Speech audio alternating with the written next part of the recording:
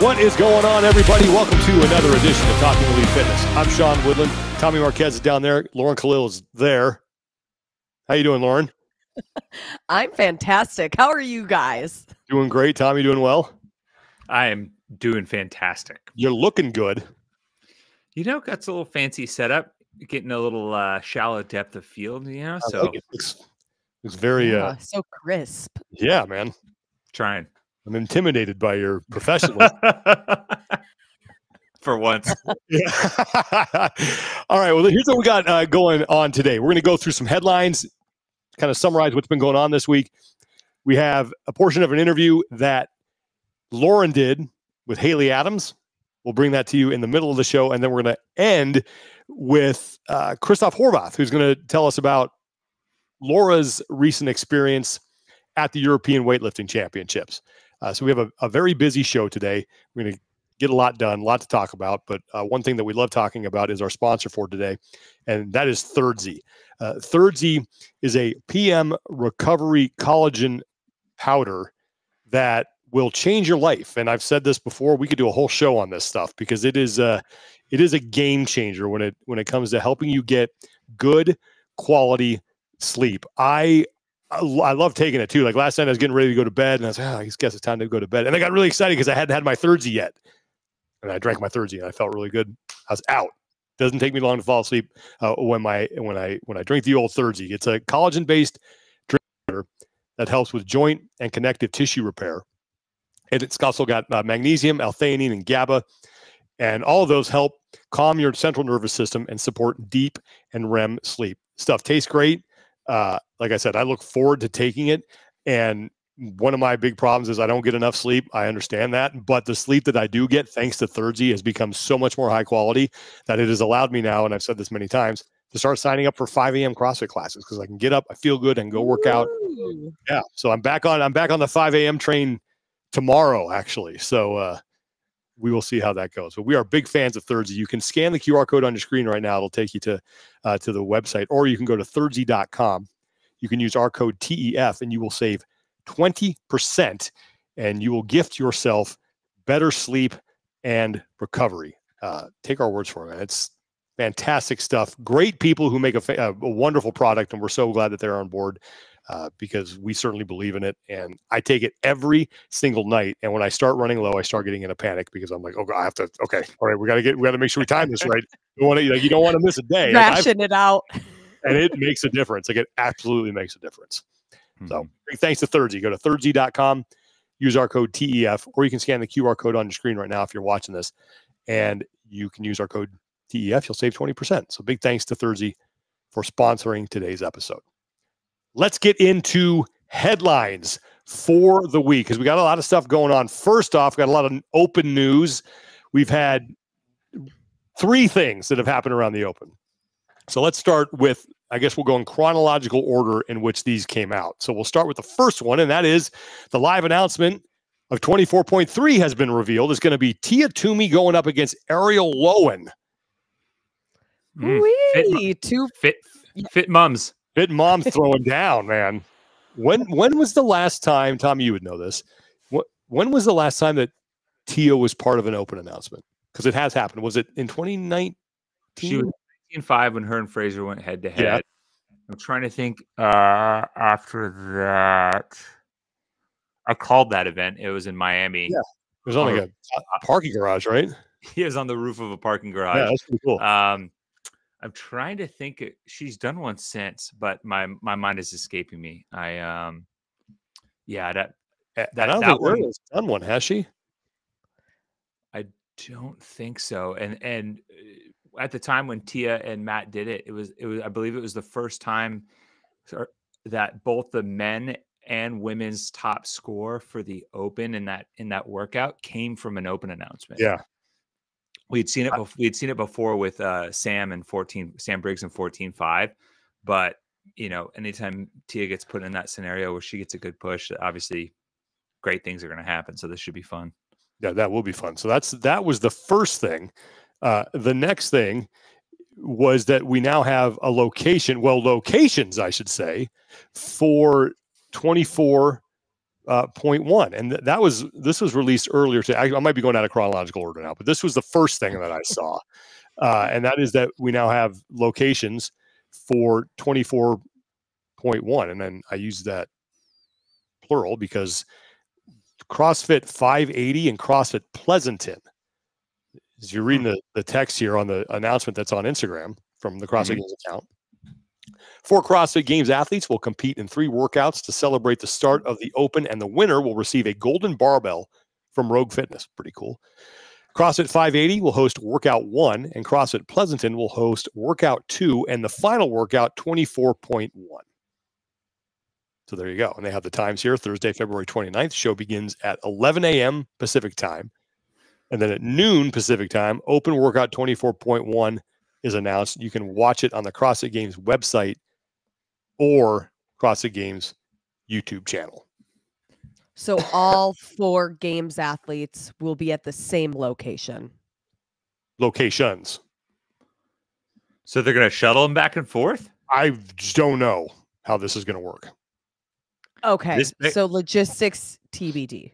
Logistics TBD, but it sounds, I mean, they're not, I don't think they're too far apart. I mean, Livermore and Pleasanton are basically neighboring cities Right. that are suburbs of San Jose. Well, it's called CrossFit 580 because 580 is the highway that connects right off of 680-80 interchange right there in the East Bay. And Pleasanton is just before Livermore, so yeah, they're relatively close. So how this is going to work, I don't know. But 2 locations, 3 workouts, one of which is 24.1, and then you have 4 athletes. So it's jam packed. Yeah, I'm curious. Like, they're talking about all this talk about multiple workouts. Let's see. I'm trying to find it. Hold on. Like, I'm just curious of the order too. I guess the workout performance isn't as important if you're going to throw multiple in front of it for these elite athletes, or if that's not the flow at all. Who knows? I mean, like I said, I don't know how this is all going to work, but they've announced 2 separate. Maybe they have 2 athletes at one location, 2 athletes at another. That could happen too. Oh, so like they do. This is where the golden barbell stuff comes into play. Possibly. And I don't know how that. Again, the logistics and the schedule have not been released. We just know what is on the screen. That is that they're going to have 2 locations. They're going to have 4 athletes. They're going to do 3 workouts, and the live show is going to start Thursday at 11 a.m. Pacific time. All right. Okay. And so maybe I'm reading into like wording, but how it says 4 athletes, and I know that 24.1 has 4 Games athletes, but does this mean that those athletes are doing all 3 workouts? Yeah, it says, or maybe they have like it does. Yeah, it says 4 CrossFit Games athletes in the description. Yeah. You're right. Yep. You're right. Yeah. I'm curious to see more details. More details to come. Well, let's get to the last thing that was released today, and this is the one everybody's been waiting for. Oh yeah. Here it is. The Dave Castro clue, a picture of a mushroom, and Tom Miazga. Let's just give a shout out to Tom. Top comment, 357 likes so far. This leaves 2 mushroom for speculation. Well done, Tom Miazga. I mean, this is my theory on Dave's clues, and this has always been my theories on Dave's clue. Dave likes to post just a random picture and watch the community tie itself in knots, try to figure it out. Yeah. I just wish that after he would explain his reasoning for them, even if it's completely made up. I would really. He's done it before. There was one. Remember the one? It was like the statue that had 1 arm. Yeah. And he's like, yeah, it was a 1-hand dumbbell thing. I was like, okay, got it. Okay, but he needs to make this on a regular cadence with the Dave Week in Review. Like, I want the Dave explanation of what the dang open clue means to him. But we were walking somewhere. Was it? Yeah, because that was when we were walking in Sao Paulo, right? I think so. Yeah, with 18.1. Mm-hmm. And he was like, yes, you're right. and he like went and snapped it off to the side. So, I mean, oh, really? Yeah, dude. Oh, yeah. You've seen him live in action take a picture for the clue? Yeah, when we were Oh, all that's like kinda basically cool. kind of walking around Sao Paulo on the way to the venue. I, I mean, this one's hilarious just because everyone's all excited, and then you have your internet sleuths being like, "Oh, this is Amanita muscaria, which is a hallucinogenic mushroom." Um, I think Julian Castro, one of the people there, was like 3 grams in a 5K for time, and then Sam Dancer was like, "I'm in."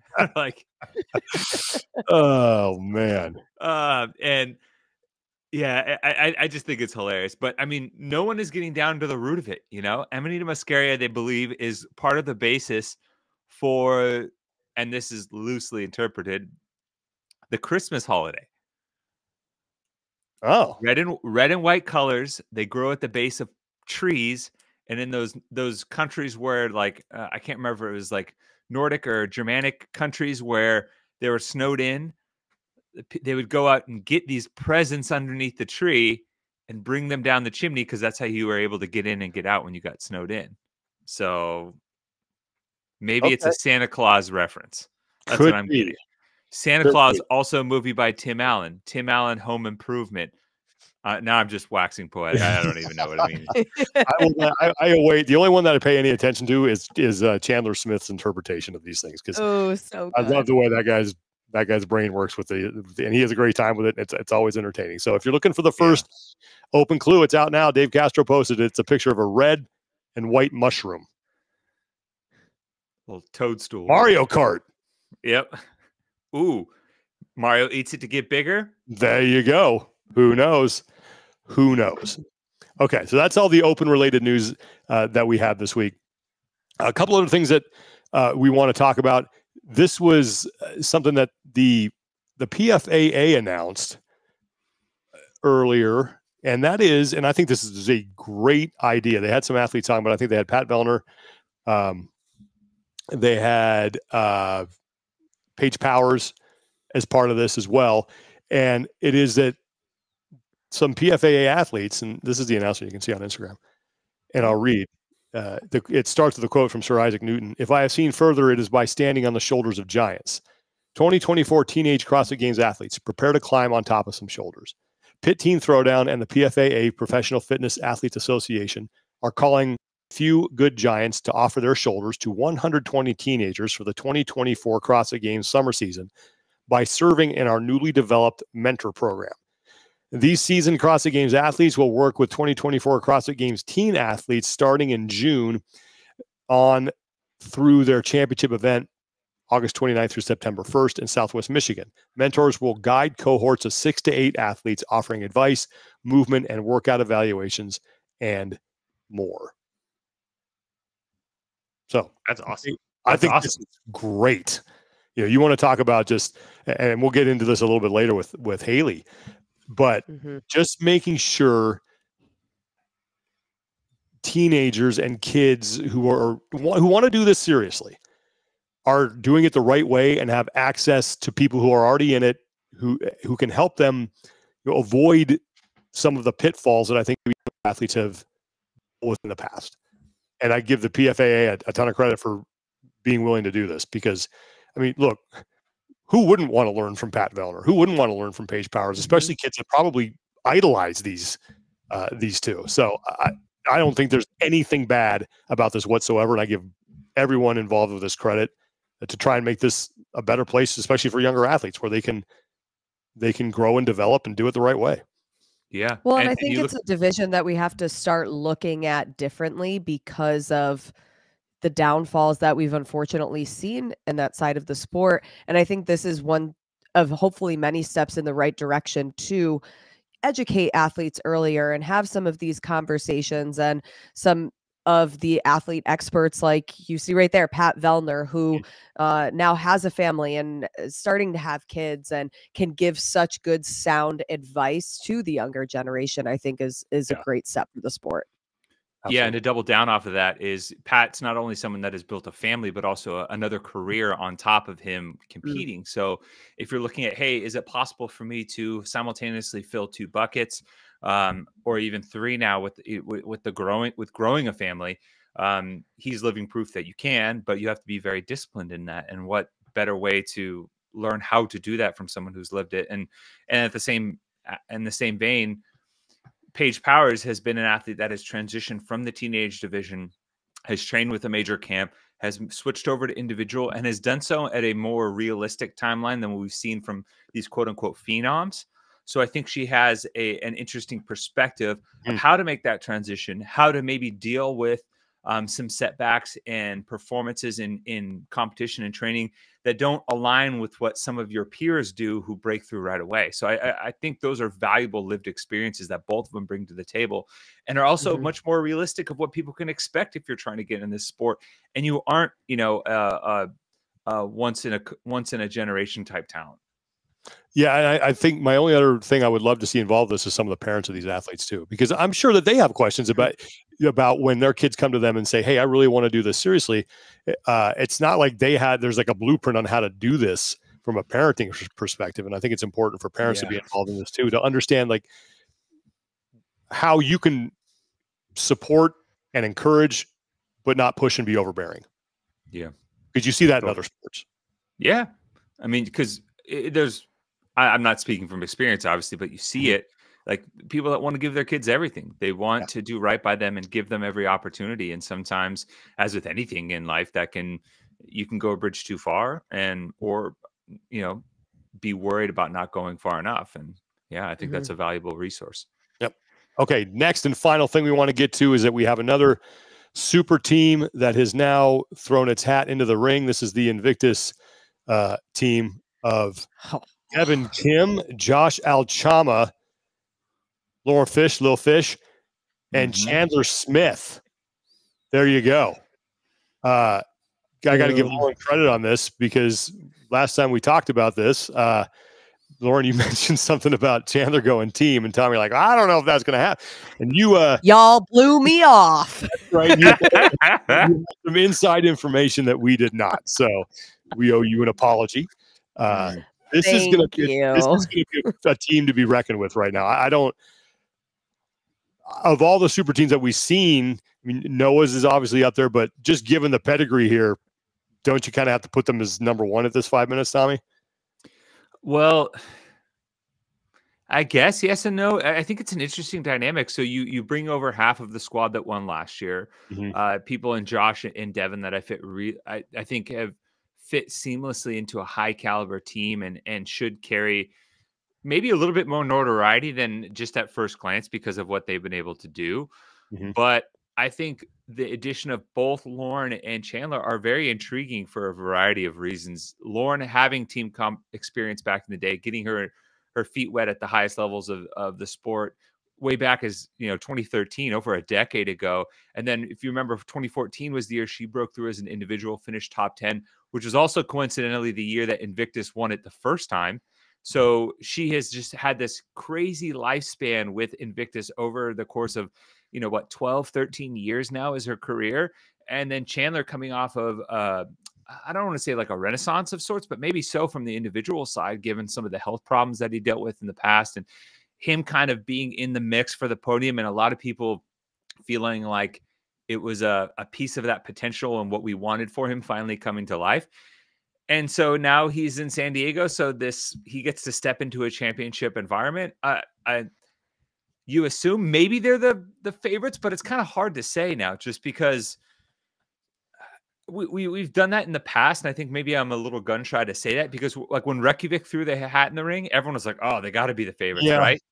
And you're discounting Oslo, and you're discounting, Invictus and all these other teams. And you're like, we really got to get a little bit more indication of how this mixture is going to settle. Are they going to be oil and water, or is it going to be, this beautiful shaken up vinaigrette? Stick with the food references, but I think they're certainly, top 1 or 2, and they deserve to be treated as such, because they do have the affiliate cup trophy, sit in their affiliate, and they bring back key parts. But I think in this new era, you're going to have people rotating people in and out, and it's going to be, I don't want to say difficult, but there's going to be a lot more at stake than just saying like, yeah, you're the favorite. No, for sure. Well, and I think go ahead, Lauren. It's just also interesting because we're now in this new era of you have these CrossFit Games individual athletes that are now stepping away to go team. And even though athletes like Chandler and Noah are amazing individual athletes, it's going to be so interesting to see what a dynamic their skills are to a team. Yes, we've also seen them at Wadapalooza, but like that dynamic is even different because now we have like mixed genders. And I think that there's so many different elements and variables that I don't even know that I'm excited for quarterfinals because that's just so small of a reference that semifinals is going to be really the first opportunity that we get to see how these athletes perform and gel together. Yeah, I think quarterfinals, it's funny. Quarterfinals to me are a bit of an indication of like what's your top end, right? When you're able to control all the variables of training inside your gym on your schedule with your food, with the bars and equipment that you normally use, like what are you capable of? Yes. All right. Now then we get to semifinals and all right, what does that look like? When you actually apply it in an unfamiliar territory. Sorry, just because this has been on my mind so much lately, it's very much like how people build speed in golf. So a lot of times if you're like, I want to get a faster club head or hit the ball farther, you have to train at maximal capacity. Like you have to basically swing with disregard for where the ball goes, but just build reps of like going fast. And then you dial it back. So 80% of your now 100% is much further than it was before. And that's how I kind of view quarterfinals. Quarterfinals is an opportunity for like you to almost kind of go fast and break stuff. And you build that top end. And then now as a team, you have thrown the additional variables and then you see where you net out. Yeah. And we saw that a little bit last year in the quarterfinals with Reykjavik, where they punted into the stands and then they were able to say, oh, this is where we messed up. And then they dialed that in and corrected it for the live competition. But the team division is certainly getting interesting. It's good. It's gonna be fun. It's getting a lot more interesting. Because what's great is you can take the 4 super teams that have now been announced, and you can make a legitimate case for any one of them, and that's gonna be fun to watch play out through the season. Okay, those are your headlines for this week.